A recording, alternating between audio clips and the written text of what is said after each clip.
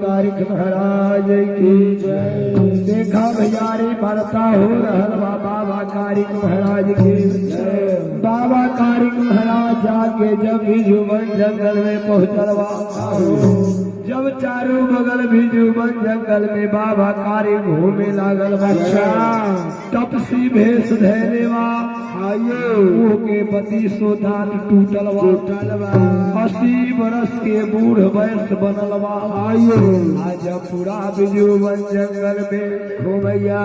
वही समय में भैयारी बिजुबन जंगल में जोगी बाबा के भैयारी 1400 गाय जब नजर पर गल कहीं।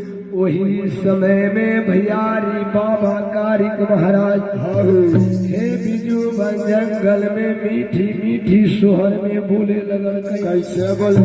हमारे लाल राजमंगल जी आयो शोर मचावे लग रही जोगी। अच्छा कहा के लाकिए हो बेला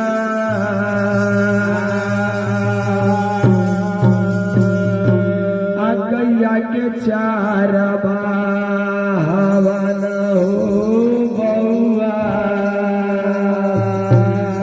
जल्दी आबे हमारो लागो